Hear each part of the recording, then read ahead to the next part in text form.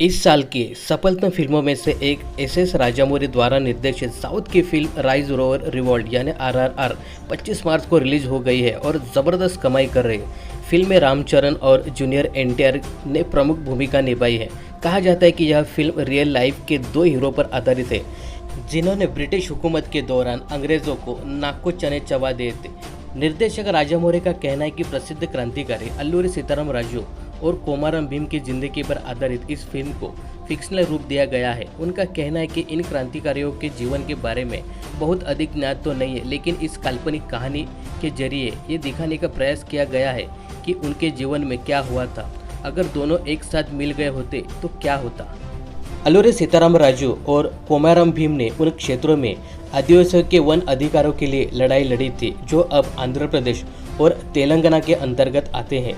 कहा जाता है कि 1882 में भारत की ब्रिटिश सरकार ने मद्रास फॉरेस्ट एक्ट पास कर स्थानिक आदिवासियों को जंगल में आने पर प्रतिबंध लगा दिया था।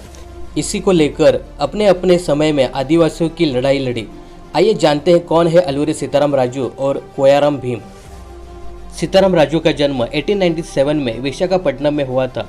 राजू ने बेहद छोटी उम्र में जीवन में मोह माया को त्याग कर अध्यात्म का रास्ता अपना लिया था। उन्होंने देश के कई बड़े धार्मिक स्थानों की यात्रा की थी। राजू महात्मा गांधी के विचारों से काफ़ी प्रभावित थे और अंग्रेज़ों के जुल्म के खिलाफ उठ खड़े हुए थे। वह आदिवासियों को शराब छोड़ने के लिए प्रेरित करते थे और अपने झगड़े किसी तीसरे पक्ष के पास ले जाने के बजाय आपस में ही मिलकर हल करने की सलाह देते थे। सीताराम राजू पर अंग्रेज सरकार ने खूब जुल्म किए, लेकिन उन्होंने कभी घुटने नहीं टेके। उन्हें 1922 से 1924 तक चले रामपा विद्रोह के नेतृत्वकर्ता के रूप में सदा याद किया जाता है। साल 1924 में अंग्रेज सरकार ने सीताराम राजू को एक पेड़ से बांध दिया और उन्हें गोलियों से भून दिया।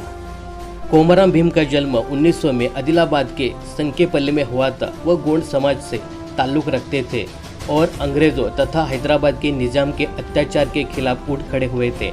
उन्होंने आदिवासियों के साथ मिलकर हैदराबाद की आज़ादी के लिए विद्रोह का बिगुल फूंक दिया था। कहा जाता है कि एक बार फसल की कटाई के दौरान निजाम के पटवारी लक्ष्मण राव और पट्टेदार सिद्दीकी ने आकर गोंड लोगों से टैक्स भरने को कहा और गाली गलौज भी बहुत की। इसके बाद कोमाराम के हाथों सिद्दीकी की हत्या हो गई और वे जान बचाने के लिए इधर उधर भागने लगे।